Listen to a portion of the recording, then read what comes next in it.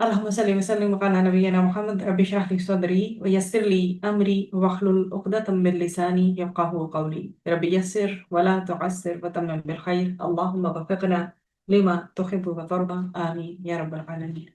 सूरतुल फज्र। बिस्मिल्लाहिर्रहमानिर्रहीम। इसके टॉपिक्स आयात हमारे पास हैं 1 से 5 के टाइटल में अरबाब अक्ल के लिए अय्याम और औकात की कस्में। अय्याम जमा है यौम की और औकात जमा है वक्त की, उसके हवाले से कस्में खाई गई हैं। फिर 6 से लेकर 14 में बताया गया कि कौम आद, तमूद और फिरऔन के जो भी अहवाल रहे या जो उनका अंजाम हुआ उसकी तरफ इशारा। आया नंबर 15 एंड 16 में है नियामत पाने और नियामत से महरूमी के वक्त इंसान का हाल। फिर आया नंबर 17 से 20 तक कुफार मक्का की बद अखलाकियाँ, और 21 से 24 तक माल के परस्तारों को रोज़े हशर की याद दहानी करवाई गई है, तनबीह की गई है, वार्निंग, और उनको एक रिमाइंडर दे दिया गया। आया नंबर 25 एंड 26 में अज़ाब इलाही की शिद्दत बयान की गई है, और 27 और 30 में जो मुस्तहकीन हैं, जो डिजर्व करते हैं जन्नत को, उनको मिलने वाली बिशारत की तरफ इशारा है। तो ये जी हमारी टोटल 30 आयात के साथ मजीद सब टॉपिक्स में डिवाइड हो गई।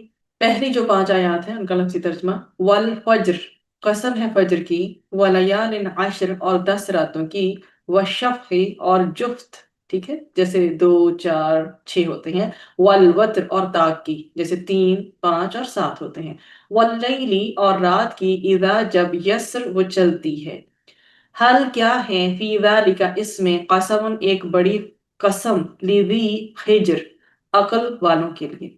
अलम, क्या नहीं, तरा, आपने देखा, कैफा, कैसे, फ़अला, किया, रब्बुका, आपके रब ने, बिआद, साथ आद के, इरमा, जो इरम कबीले के थे, ज़ातिल इमाद, सुतूनों वाले। किस चीज को कैपेबल होना, किस चीज को रखना, उसे जाती के साथ शो किया जाता है। अल्लती, वो जो, लम नहीं, युखलक, पैदा किया गया, मिसलुहा, उन जैसा, फिल बिलाद, शहरों में। व समूदा, और समूद के, अल्लदीना, वो जिन्होंने, जाबू, तराशा, असखरा, चट्टानों को, बिलवाद, वादी में। व फिरऔना, और फिरऔन, जिल औताद, मीखों वाले। अल्लदीना, वो जिन्होंने, तगौ, सरकशी की, फिल बिलाद, शहरों में। फ़अक्सरू, फिर उन्होंने कसरत से किया, फीहा, उनमें, अल फसादा, फसाद। फसब्बा, तो बरसाया, अलैहिम, उन पर, रब्बुका, आपके रब ने, सौता, कोड़ा, अजाब, अजाब का। इन्ना, बेशक, रब्बा का, आपका रब, लबिल मिरसाद, अलबत्ता गात में है। फअम्मा, तो रहा, अल इंसानु, इंसान, इदा, माँ, जब, इब्तलाहु, आजमाता है उसे, रब्बुहु, रब उसका, फअकरमहु, फिर वो इज्जत देता है उसे, वनअमहु, और वो निगमत देता है उसे, फयकूलु, तो वो कहता है, रब्बी, ए मेरे रब, या मेरे रब ने, अक्रमन, इज्जत दी मुझे। क्या वो समझता है, रब्बी, मेरे रब ने, अक्रमन, काफरामी, आपको पता है, इज्जत दी मुझे, इकराम देने से, वह अम्मा, और लेकिन, इदा, मा, जब कभी, इब्तला हो, वो आजमाता है उसे, फकदरा, तो वो तंग कर देता है, काफ दाल रॉ से, फिर वो तंग कर देता है, अलैहि, उस पर, रिज़्क़हु, उसका रिज्क।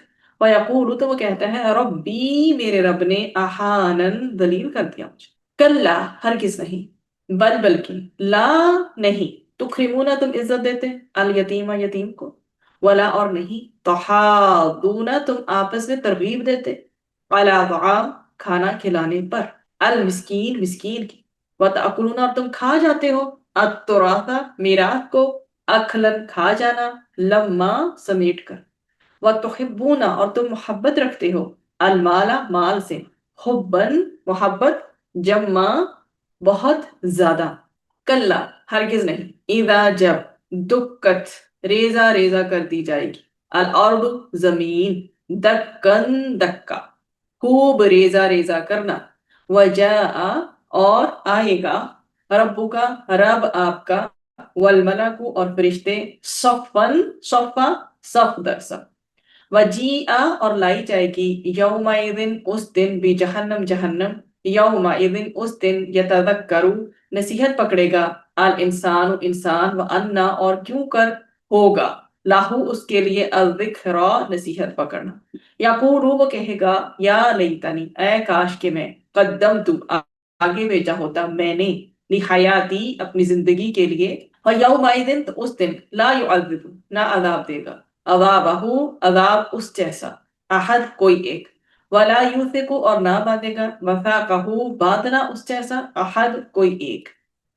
या अय्यतुहन नफ्स ए नफ्स अल मुतमइन्ना जो मुतमइन है इरजिई वापस चलो इला रब्बी की तरफ अपने रब के रादियतन राजी होकर मर्दिया पसंदीदा बनकर फदखुली फिर दाखिल हो जाओ फी इबादी मेरे बंदों में वदखुली और दाखिल हो जाओ जन्नती मेरी जन्नत। अल्लाह ताला ने इस सूरत की इब्तिदा में जो अल फजर की कसम से हो रही है कि वल फज्र कसम है फजर की, इसी मुनासिबत से इसका नाम जो है वो सूरतुल फजर हमें दिया है। अब इसमें आपके सामने शुरू में ही कस्मों का जिक्र है और इसके बाद आएगा जो साहब का जो प्रीवियस नेशंस हैं जो अकवाम हैं उनका जिक्र आया कि उन्होंने जो है नाफरमानी की इनकार किया तो सजा जो है उन्हें मिली पनिशमेंट मिली।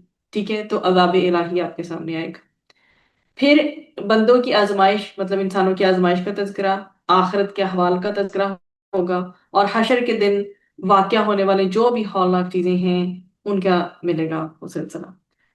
अब पिछली जो हम सूरा करके आए थे सूरतुल गाशिया, उसमें कयामत का हाल अहवाल तो बयान किया ही गया था, लेकिन उसके अंदर भी जो प्रीवियस नेशंस थी उनका जो है इबरतनाक जो है अंजाम वो बताया गया था ताकि इंसान उनसे क्या करे, लेसन एक इबरत हासिल करे, सबक हासिल करे और इंसान ये जान ले कि जब ऐसी ताकतवर जो कौमें होती हैं ना, जो सुपर पावर्स होती हैं, जो इंतहाई जो है ना आला किस्म की फोर्स रखती हैं, कुव्वत रखती हैं, ऐसी ताकतवर कौमें भी नाफरमानी की सजा में निशान इबरत बना दी गई। तो किसकी मजाल है कि अल्लाह ताला की नाफरमानी करके उसके अजाब से बच सके। अगर अल्लाह सुब्हानहू ताला की फरमाबरदारी करेंगे तो दुनिया भी जीत लेंगे और आखिरत भी, लेकिन अगर नाफरमानी करेंगे तो अजाब फिर दुनिया में भी घेरेगा मुकाफात अमल के तहत और आखिरत में भी फिर वो इबरत का निशान बन जाती है। आगाज करते हैं इसी के तहत हम। पहली आपके पास 5 आयात हैं यहाँ जिनका हमने अभी लफ्जी तर्जुमा पढ़ा। इसमें क्या थीम है हमारे पास कि कसम है फजर की और 10 रातों की, और फिर उसके बाद हमने जुफ्त और ताक की बात की, मतलब कि इवन नंबर्स और ऑड नंबर्स जैसे 2 4 6 या 3 5 7 की तरह।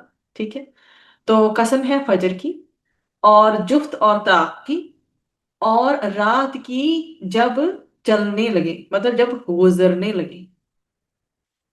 हल फी ज़ालिका क़समुल लिज़ी हिज्र, क्या इन चीजों की कसम अक्लमंद के लिए काफी है, ये बात की गई। तो हिजर जो होता है, हा जीम रॉ है आपके पास रूट, एक होता है हजर उसको बोलते हैं पत्थर, ये है हिजर हे की जो हा की जेर के साथ। तो ये जो है ये अकल होना या दाना किसी का होना, हैविंग विजडम या लॉजिक। ठीक है, और इसके अलावा अकल और दाना के साथ साथ इसके अंदर ममनू भी आ जाता है, किसी चीज को रोकना भी आ जाता है, रुकावट होना भी आ जाता है। ठीक है, और एक इसका माना जो है वो कौम समूद की बस्ती भी लिया गया है। अब इन 5 आयात में अल्लाह सुब्हानहू व तआला ने 5 चीजों की कसम खाकर कहा कि तुम इस दुनिया में जो कुछ कर रहे हो इस पर जजा या सजा का होना लाजमी है और यकीनी भी है। बेशक तुम्हारा रब तुम्हारे अमाल की क्या कर रहा है, निगरानी कर रहा है हर वक्त। अब चूंकि ये दुनिया जो है ये तो सिर्फ दारुल अमल है, अमल की जगह है, ये दारुल जजा नहीं है, यहाँ बदला नहीं मिलना। इसलिए अल्लाह सुब्हानहू तआला ने जो हमें हिकमत दी है उसका तकाजा यह है कि अमाल की जजा के लिए हम उस दिन पर उम्मीद रखें जो कि मुकर्रर हो चुका है और उसमें लोगों को उनके अमाल का जो है वो बदला दिया जाएगा और उसका नाम डे ऑफ द जजमेंट है, कयामत है। अब वल फजर में कसम जब खाई गई तो फजर की कसम यानी सुबह सादिक के वक्त की कसम जो है वो ली गई। और भी राय है मुफस्सिरीन की, लेकिन अभी हम इस तक रहते हैं। फिर उसके बाद वलायाल अशर जो है इसमें 10 रातों की कसम की बात की गई। तो ज्यादा सही जो कौल है उसमें माह ज़ुल्हज्जा की जो पहली 10 रातें हैं वो मिलती हैं। और मुस्नद अहमद और बुखारी में हज़रत इब्ने अब्बास रज़ी अल्लाहु अन्हुमा से रिवायत है कि अल्लाह सुब्हानहू व तआला को इन 10 दिनों مطلب عشرہ ذی الحجہ کی عبادت سے زیادہ محبوب کوئی عبادت نہیں۔ لوگوں نے عرض کیا یا رسول اللہ صلی اللہ علیہ وسلم، اللہ کی راہ کا جہاد بھی؟ آپ صلی اللہ علیہ وسلم نے فرمایا ہاں، جہاد فی سبیل اللہ بھی نہیں مگر وہ شخص جس نے اللہ کی راہ میں اپنی جان اور اپنے مال سے جہاد کیا اور پھر ساتھ کچھ بھی لے کر نہ پڑا۔ وہیں سے اپنا سلسلہ ہم جوڑتے ہیں جہاں پہ ہماری بات منقطع ہوئی تھی، کہ صحابہ کرام نے عرض کیا کہ نبی کریم صلی اللہ علیہ وسلم سے کہ جو جہاد بھی ہے کیا وہ بھی اتنی افضلیت کا حامل نہیں ہے؟ تو نبی کریم صلی اللہ علیہ وسلم کے الفاظ تھے کہ ہاں، جہاد فی سبیل اللہ بھی نہیں مگر وہ شخص جس نے اللہ کی راہ میں اپنی جان اور اپنے مال سے جہاد کیا اور پھر کچھ بھی ساتھ لے کر نہ پلٹا۔ تو یہ آپ کے سامنے بیان کر دیا کہ اس میں ہمارے جفت نمبر آ جائیں گے اور اس میں ہمارے تعداد آ جائیں گے۔ اور مسند احمد میں حضرت جابر سے روایت ہے کہ رسول اکرم صلی اللہ علیہ وسلم نے فرمایا کہ اشر جو ہے اس سے مراد جو ہے عید الاضحیٰ کے 10 دن ہیں۔ وطر سے مراد جو ہے وہ لیا گیا ہے اس کا 9 ذی الحجہ کے دن کو جو کہ طاق ہے۔ اور جب اشف کی بات آئی تو اس سے مراد جو ہے وہ قربانی کا دن ہے یعنی کہ 10 ذی الحجہ جو کہ جفت ہے۔ تو یہ آپ کے سامنے 9 ذی الحجہ جو ہے وہ آڈ نمبرز میں آ گیا، اور جو 10 ذی الحجہ ہے ہمارے پاس جو عید کا قربانی کا جو دن ہوا کرتا ہے وہ ہمارے پاس ایون نمبرز میں آ گیا۔ اور اس کے بعد پھر مزید آپ کے سامنے اوور آل ایکسپلینیشن دے دی گئی۔ وَاللَّيْلِ إِذَا يَسْرِ، پھر بات کی گئی رات کی جب وہ ختم ہونے لگے، جب وہ چلنے لگے، جب وہ ختم ہونے لگے، اس کی بات کی گئی۔ اب آخر میں آپ کو میں نے ہجر بھی ایکسپلین کیا، اب اوور آل تھیم دیکھتے ہیں کہ فرمایا یہ گیا ان آیات کی روشنی میں اگر ہم خلاصہ کریں کہ یہ قسمیں معمولی نہیں ہیں۔ اللہ تعالیٰ اتنے قیمتی اور اتنے بہترین جو اپنے فیورٹ دنوں کی اگر قسمیں کھائے تو یہ بات کوئی معمولی نہیں ہے، ایڈریس کر کے ہمیں فوکس کروایا گیا، اٹینٹیو کروایا گیا ہمیں، بلکہ یہ قسمیں معمولی نہیں بلکہ نہایت معتبر ہیں۔ کیا عقل مندوں کے لیے یہ قسمیں کافی نہیں؟ ان احوال اور اوقات کی جو عظمت ہے، یہ جو آپ کے سامنے بتائے گئے 5 ان آیات میں، ہر صاحب عقل جانتا ہے، لذی حجر عقل والا جانتا ہے، وہ اللہ سبحانہ وتعالی، وہ رب جس نے یہ قسمیں کھائی ہیں وہ کیسا ہے، وہ بڑی قدرت والا ہے، عظمت والا ہے، گریٹسٹ ہے، وہ خالق ہے، وہی مالک ہے، وہی واحد ہے اور وہی یکتا ہے۔ اس لیے انسان کو بھی کیا چاہیے، اب انسان کی بات کی، انسان کو کیا چاہیے کہ وہ اللہ تعالیٰ اور اس کے رسول صلی اللہ علیہ وسلم کی کیا کرے، اطاعت کرے، سمعنا و اطعنا، اطاعت و فرمانبرداری میں لگا رہے، اور جان لے اس بات کو کہ اگر اس نے ذرا بھی ڈس اوبیڈینس کی، نافرمانی کی، تو اس کا انجام جو ہے سوائے ہلاکت اور بربادی کے کچھ بھی نہیں ہے۔ اس کے بعد ہم آگے جاتے ہیں، ہمارے پاس جو ٹاپک جاتا ہے وہ 6 سے لے کر 14 تک ایک ہی ٹاپک جاتا ہے، یہ 6 to 8 ہے آپ کے سامنے، اور یہ جو ہے آپ کے سامنے 12 تک، اور یہ ہے 14 تک۔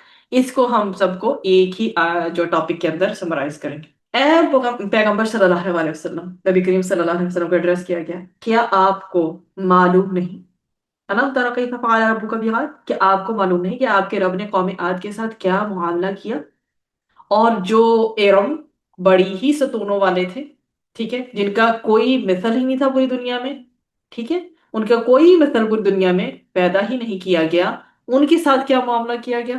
اینڈ فردر سمود کے ساتھ کیا ہوا، جو وادی میں پتھروں میں، مطلب چٹانوں میں یا پتھروں میں تراش تراش کے کیا کرتے تھے، تراشا کرتے تھے ان کو نا۔ اور ان کی اسپیشلٹی تھی، مطلب یہ سوچے نا کہ چٹان یا پتھر جو ہوتا ہے اس کو تراشنا کوئی عام بات نہیں ہے، ان کی یہ پھر بتائی گئی، ان کی یہ خوبی، ان کی خصوصیت بتائی۔ پھر آگے فرعون کو لے آیا گیا کہ فرعون جو ہے جو میخوں والا تھا، وہ کس طرح سے میخوں والا تھا، آگے اس کی ترجمے کے بعد اس کو دیکھتے ہیں۔ اور ان کو وہ کیا کرتے تھے، ان سب نے، ان سب کی پھر بات کی، ان سب نے شہروں میں کیا اٹھا رکھا تھا، فساد مچا رکھا تھا، سرکشی تو تھی ہی تھی، ٹھیک ہے، انہوں نے شہروں میں جو کی ہے، اور انہوں نے فساد مچا رکھا تھا۔ آخر آپ کے رب نے ان کے اوپر کیا برسایا، عذاب کا، چاہے اس کو کوڑا لے لیں چاہے اس کو کوڑا لے لیں، دونوں طرح لے سکتے ہیں، ٹھیک ہے، ان کے اوپر مطلب عذاب نازل ہوا، ٹھیک ہے۔ اور بے شک آپ کا رب نافرمانوں کی طاق میں ہے، نگرانی کر رہا ہے۔ اللہ سبحانہ وتعالیٰ کسی بھی ٹائم ان اویئر نہیں ہے، fully watching you, watching everyone, ٹھیک۔ تو اب اگر ہم دیکھیں پیچھے، ارم جو تھے، ارم کہتے ہیں ایک قبیلے کا جو ہے وہ نام ہے، یہ قوم کا نام ہے۔ اور یہ جو ہے نا یہ بہت بڑی فزیکل، ان کی جو فزیک تھی بہت پرومیننٹ ہوا کرتی، بہت ڈھیر ڈول والے اور بڑے طاقتور لوگ ہوتے تھے۔ انہوں نے بڑی شاندار اور بڑے بڑے ستونوں والی جو ہے نا عمارتیں بنائی ہوئی تھی۔ تو اس وقت دنیا میں کوئی قوم ان جیسی طاقتور تھی ہی نہیں، ان کا بتایا گیا۔ پھر عماد جو ہوتے ہیں وہ ستون، جیسے آپ آسان لفظوں میں سمجھیں کھمبے جیسے ہوتے ہیں ویسے، ٹھیک ہے۔ اور اس کے بعد پھر آپ دیکھیں آگے جابو، انہوں نے کیا کیا تھا، انہوں نے تراشا تھا، انہوں نے کاٹ کاٹ کے تراش تراش کے ان چٹانوں کو جو بھی تھا وہ اس کو بناتے تھے۔ اور پھر اوتاد، الاوتاد اس کو میخیں کہتے ہیں جو کیل ہوتی ہیں، ٹھیک ہے، اس کو میں آپ کھوٹیاں بھی لے آئیں گے، تو کیل جو ہوتے ہیں نیلز، ٹھیک ہے، جو ٹھوکنے والے ہیں۔ اور اس کے بعد پھر آپ جو ہے وہ سبا، سبا تو ایک تو ہے نا فا، تو سبا اللہ سبحانہ تعالیٰ نے برسایا، اوپر سے ڈالا، ٹھیک ہے۔ اور جو سعود جمعہ اسوات، تو بیسیکلی کیا ہے اس کا معنی، کوڑا یا مارنا یا سختی یا شدت کو شو کر رہا ہے۔ سعود عذاب، ایسا سختی یا شدت کا، جیسے کوڑا مارا جاتا ہے آپ کو پتا ہے، تو اس میں چابک بھی جسے بولتے ہیں، کس قدر اس کے اندر پینفل فیلنگز ہوتی ہیں نا، آپ کو پتا ہے عموماً یہ یوز کیا جاتا ہے انویسٹیگیشنز میں مار مار کے تشدد کے، تاکہ کرمنلز جو ہیں وہ اپنے سیکرٹس کو بتا سکیں۔ تو وہ جو ہے اس قدر سختی بیسیکلی اس میں ڈسکرائب کی گئی ہے۔ اب آگے جو ہے مرصاد، یہ ہوتی ہے گھات لگانے کی جگہ، ٹھیک ہے، مرصاد۔ تو یہ آپ کے سامنے ہو گیا، ان میں دیکھا ہم نے۔ اب جو ہے اس کا ہم نے تھوڑا سا اس کا انالیسس تو دیکھ لیا، اب آیتوں کی طرف پڑھتے ہیں۔ کیا تم نے نہیں دیکھا کہ سرکش اور جو متکبر قوم تھی عاد کی، تو اللہ سبحانہ وتعالیٰ نے کس طرح ان کو غارت کیا ہے؟ تو یہاں سے جو مراد لیے گئے ہیں وہ عاد وہ ہیں جو اولا والے ہیں، جو عاد بن ارم بن اوس بن صاف بن نوح کی اولاد میں سے تھے۔ تو اللہ سبحانہ تعالیٰ نے ان کی ہدایت کے لیے حضرت ہود علیہ السلام کو پیغمبر بنا کے ان کے پاس بھیجا تھا، لیکن یہ لوگ اللہ تعالیٰ کی نافرمانی اور حضرت ہود علیہ السلام کی جو ہے نا تکذیب میں لگے رہے۔ تو اللہ سبحانہ وتعالیٰ نے ان کو قرآن کریم میں ان کو ذات العماد کہا ہے، ٹھیک ہے، ذات العماد اس لیے کہا ہے کہ یہ بہت زیادہ طویل قامت کے تھے، فزیک ان کی بہت ٹال ہوا کرتی تھی، اپنی جو ان کی فزیک تھی، اوور آل باڈی تھی، اتنے یہ طاقتور اور قوت والے لوگ تھے جو دوسروں سے ایسے کوئی اور پیدا ہی نہیں کیے گئے، جو دوسروں سے بہت ممتاز تھے، دوسروں سے بہت زیادہ ڈفرینٹ تھے۔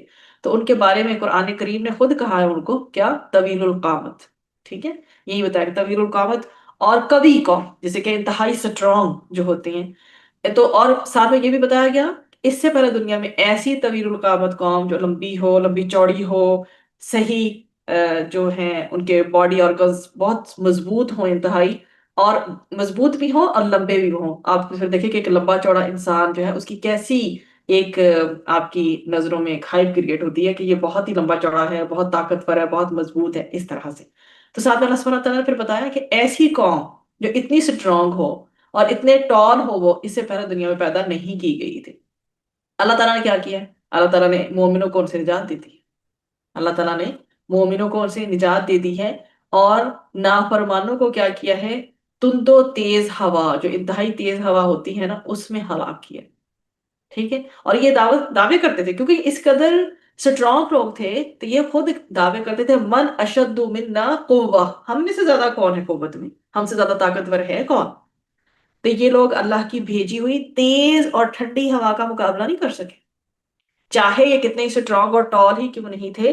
ہوا کے جو تھپیڑے تھے نا، انہوں نے ان کو پچھاڑ کے رکھ دیا، یہ گرے تو گویا ایسے گرے جیسے کہ کھجور کے کھوکھلے تنی ہیں۔ یہ ہوا ان کے اوپر مسلسل 7 رات اور 8 دن تک ان پر مسلط رہی ہوا۔ پھر قوم ثمود کا بتایا گیا کہ اللہ سبحانہ وتعالی اور اس کے رسول کی تکذیب انہوں نے کی تھی، نافرمانی میں یہ حد سے بڑھ گئے تھے۔ یہ لوگ پتھروں کو تراش کر پہاڑوں کے اندر نہایت مضبوط اور کشادہ مکان بنایا کرتے تھے۔ اور اس میں سورۃ الشعراء میں بھی ہمیں آیا 149 میں ریفرنس ملتا ہے، وَتَنْحِتُونَ مِنَ الْجِبَالِ بُيُوتًا فَارِخِينَ، اور تم پہاڑوں کے پرتکلف گھر تراشتے ہو۔ اور پھر یہ تھا کہ ان کی سرکشی اور نافرمانی اس قدر بڑھ گئی تھی کہ اللہ سبحانہ وتعالیٰ نے انہیں ایک سخت بونچال سے تہ و بالا کر دیا، جو پھر کیسی ایک نہایت سخت آواز کے ساتھ آیا۔ عاد اور ثمود، پیچھے عاد کا ہم نے پڑھ لیا، یہاں پہ ہم نے سمود کا پڑھ لیا. پھر فرعون کی بات آتی. وہ اپنی قوت، اپنی پاورز کے نشے میں اس قدر مست تھا نا کہ اس نے دنیا میں خوب فساد برپا کیا. آخر جب اس کا کفر اور تکبر اور ستم جو ہے وہ حد سے جب بڑھ گیا نا، اور وہ کسی بھی طریقے سے جب راہ راست پہ نہیں آیا، تو پھر اس کے اوپر ہوا ہے اللہ سبحانہ وتعالیٰ کا عذاب نازل. ٹھیک ہے. اور وہ اپنی قوم سمیت سمندر میں غرق ہو گیا. اس کو میخوں والا، پیچھے آپ ہوتا ہے میخوں والا کہا جاتا ہے نا، ذل اوتاد، ودی والا اور الاوتاد میخیں. اس کو میخوں والا یا نیل یا کیل والا جیسے آپ کو سمجھ آتی ہے ذہن میں رکھیں. وہ اس لیے کہا گیا کہ اس کو اپنی فوجی جو ضروریات ہوتی تھی نا اس کے لیے بہت کثیر مقدار میں جو ہے نا میخیں، یہ جو نیلز ہوتے ہیں، کیل ہوتے ہیں، اپنے پاس رکھنے پڑتے تھے. اور دوسرا اس کا مطلب یہ ہے کہ وہ لوگوں کو ان کے ہاتھوں اور پیروں میں میخیں گاڑ کر سزا دیتا تھا. اللہ اکبر. تو اللہ سبحانہ تعالیٰ پھر فرما رہے ہیں کہ اللہ تعالیٰ ہر انسان کے تمام اعمال کو دیکھ رہا ہے. ان ربک لبالمرصاد، ساری چیزوں کا تذکرہ کرنے کے بعد اللہ سبحانہ تعالیٰ نے ہمیں بتایا ہے کہ میں دیکھ رہا ہوں تمہارے ایکشنز، تمہاری حرکات و سکنات کو میں دیکھ رہا ہوں. اللہ سبحانہ تعالیٰ سب چیزوں کو دیکھ رہا ہے، اور قیامت کے روز وہ سب کو ان کے اعمال کی سزا دے گا یا پھر جزا دے گا. اور اللہ سبحانہ تعالیٰ سے ہم مانگتے ہیں کہ اللہ تعالیٰ ہمیں جزا ہی دے، اللہ تعالیٰ سزا نہ. اس کے بعد ہم نمبر 15 اور 16 ہے. عفوا 15 اور 16 یہ آپ کے سامنے سیم پیٹرن کی آیات ہے. ان دونوں میں اللہ سبحانہ تعالیٰ بتاتا ہے کیا انسان کا یہ حال ہے کہ جب اس کا رب اس کو آزماتا ہے، کوئی ٹرائل آ جاتی ہے زندگی میں اور اس کو عزت اور نعمت عطا کرتا ہے، ٹھیک ہے، تو کہتا ہے کہ میرے رب نے مجھے عزت دی. اور جب اس کو آزماتا ہے اس طرح کہ اس کی روزی اس پہ تنگ کر دیتا ہے، تو وہ کہتا ہے کہ میرے رب نے مجھے ذلیل کر دیا. تو جب اللہ سبحانہ و تعالیٰ کسی کو رزق میں وسعت اور کشادگی اور صحت و تندرستی سے نوازتا ہے تو وہ اس کو اپنی ذاتی صلاحیت سمجھنے لگتے ہیں، عقل و فہم کا نتیجہ سمجھتے ہیں، اپنے اعمال کے نتیجے میں ملنے والی جو نعمتیں ہیں ان کو کامیابی گردانتے ہیں کہ یہ تو اسی کو ملنا چاہیے تھا. That person is the most deserving person of all these things. جو blessing اللہ سبحانہ و تعالیٰ نے دے دی ہے، جو نعمتیں دے دی ہیں. اور وہ کہتا ہے کہ کیونکہ اس کو یہ ملی اس لیے ہے کیونکہ وہ اس کا مستحق ہے. اگر وہ اللہ کے نزدیک مردود ہوتا تو اللہ تعالیٰ اس کو نعمتیں، یہ جو وسعت رزق میں ہے، یہ فراخی ہے، یہ جو صحت و تندرستی ہے، یہ نہ دیتا. اللہ اکبر. یہ دونوں بالکل باطل اور شیطانی خیالات ہیں. حقیقت میں یہ ساری جو وسعت ہے، فراخی ہے، صحت و تندرستی کا ہونا اللہ سبحانہ تعالیٰ کے نزدیک محبوب یا مقبول ہونے کی بنا پر نہیں ہے، بلکہ یہ تو اللہ کی طرف سے آزمائش ہے. انسان اپنی ان نعمتوں کو یوز کہاں کرتا ہے؟ کیا وہ نافرمانی اور سرکشی کی طرف راغب ہوتا ہے، یا پھر وہ ان سب نعمتوں کو اللہ سبحانہ تعالیٰ کی فرما برداری میں لگا کر ایک صحیح پکے سچے مومن والی زندگی گزارتا ہے؟ اسی طرح پھر دوسری آیت دیکھیں 16.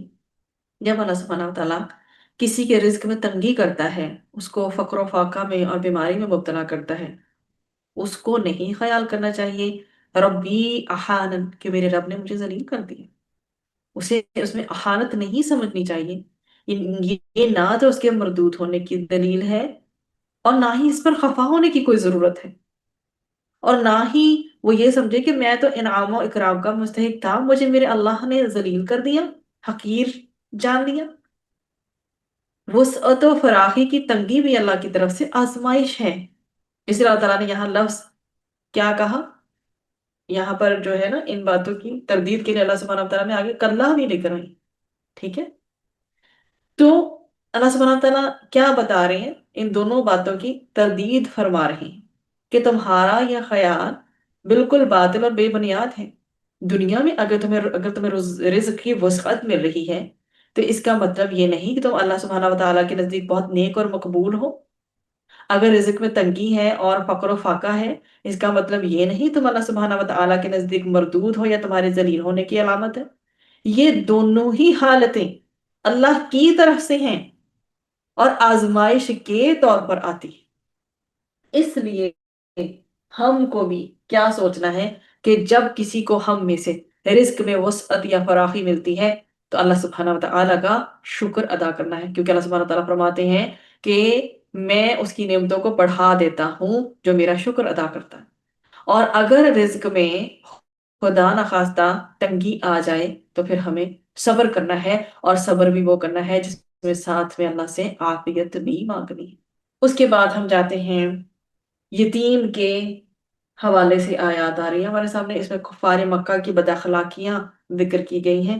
ہم 17 to 20 تک جو ہے لے کے آتے ہیں، آپ کے سامنے ہے کہ یتیم ایسا ہرگز نہیں، کلا ہرگز نہیں، بل لا تکرمون الیتیم، ہرگز ایسا نہیں بلکہ تم یتیم کی قدر نہیں کرتے، اور نہ ہی تم مسکین کو جو ہے وہ باہم مسکین کو کھانا کھلانے کی طرف ترغیب دیتے ہو، اور میراث کا مال بھی سمیٹ کر کھا جاتے ہو، اور مال سے تو بہت ہی محبت رکھتے ہو۔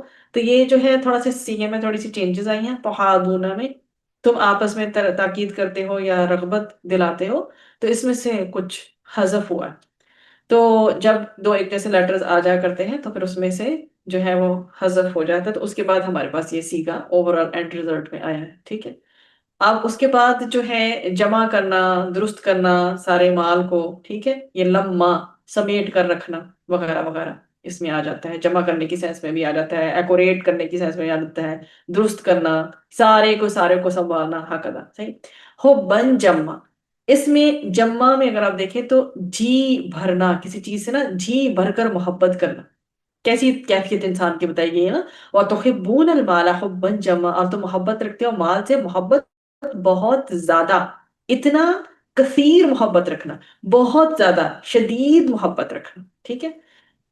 یہ بات نہیں کہ اللہ تعالیٰ تمہیں فقیر و تنگ دست رکھ کر تمہاری بے عزتی کرتا ہے، حقیقت یہ ہے کہ اس نے جو مال تمہیں دیا ہے اس کے شکر کا تقاضا تو یہ ہے کہ تم کیا کرو، تم یتیم و محتاجوں کی پرورش کرو، اور ذلت اور حقارت سے ان کو نہ دیکھو، یتیموں کو ان کا پورا حق دو، بلکہ اپنے مال میں سے بھی ان پر خرچ کرو، ان کا احترام کرو، ان کا اکرام کرو، ان سے محبت کرو، اور ان سے اپنے بچوں کی طرح شفقت سے پیش آؤ، کیونکہ وہ تو باپ کی شفقت سے محروم ہیں، ڈپرائیوڈ ہیں، ان پر تو پہلے ہی مصیبتوں کے پہاڑ ٹوٹ پڑے ہیں۔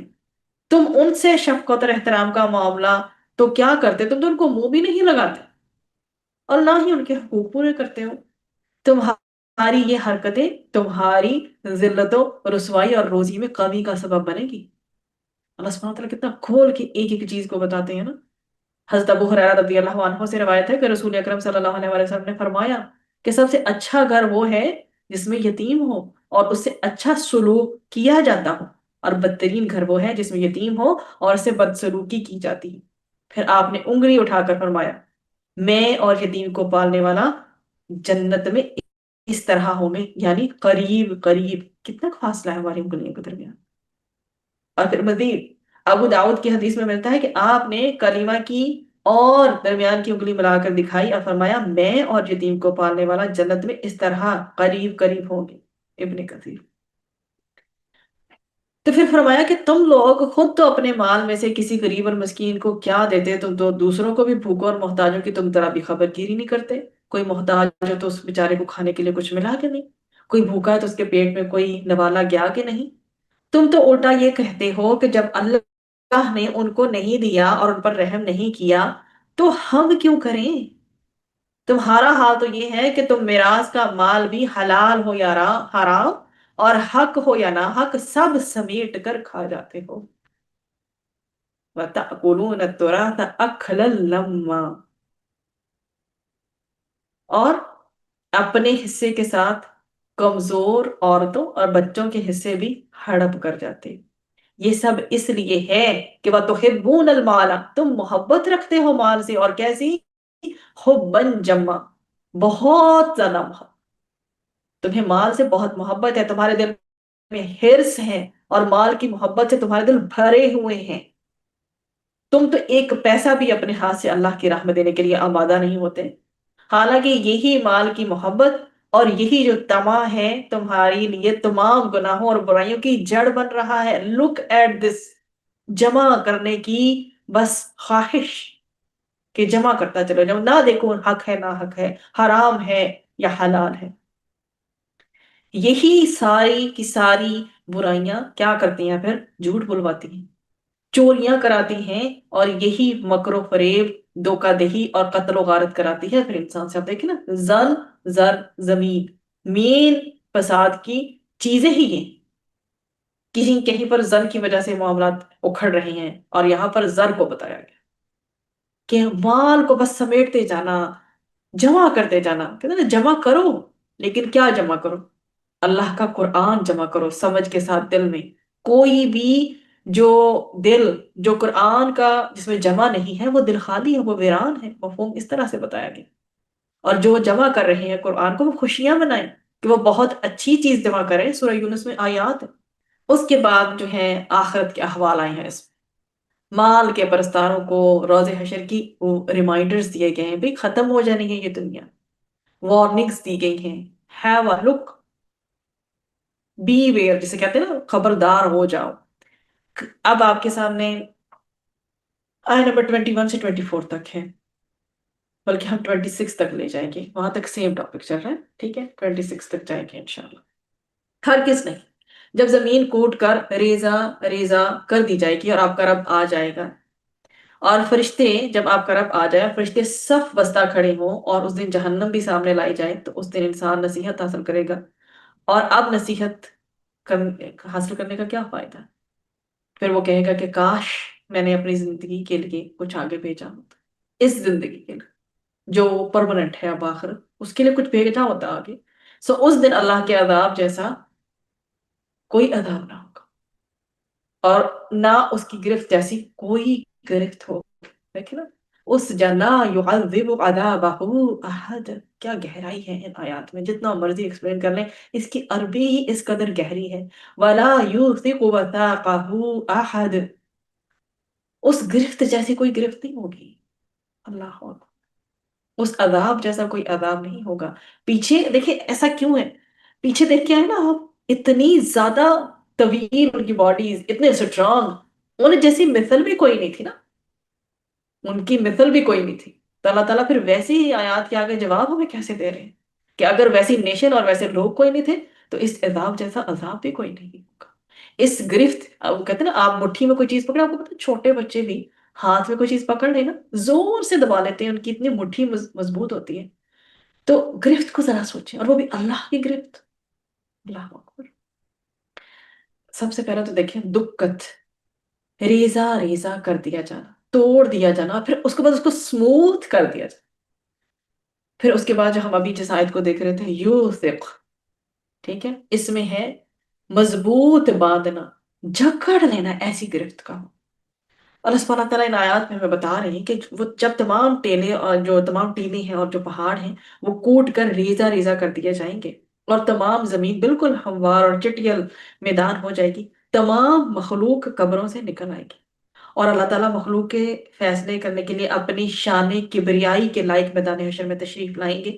اللہ سبحانہ وتعالیٰ کے آنے کی شان کیا ہوگی، اس کو اللہ سبحانہ وتعالیٰ کے سوا کوئی نہیں جانتا۔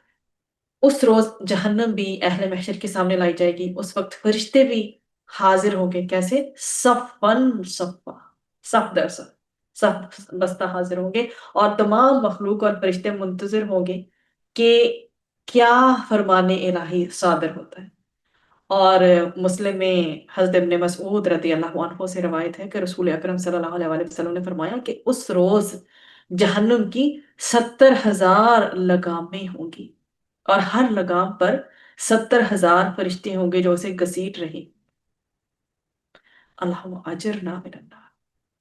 اس دن انسان اپنے تمام اعمال کو یاد کرے گا اور سوچے گا، یومئذ یتذکر الانسان وانى له الذکریٰ، اس وقت وہ سوچے گا، یاد کرے گا کہ کیا ہوا، what happened to me basically، میں نے کتنی بڑی غلطی کی کہ ساری عمر غفلت اور نافرمانی میں گزار دی۔ what kind of a person I am، what kind of a loser I am، کہ غفلت اور نافرمانی میں ساری زندگی اکارت کر، مگر اس وقت کا سوچنا کام ہی کہاں آئے گا۔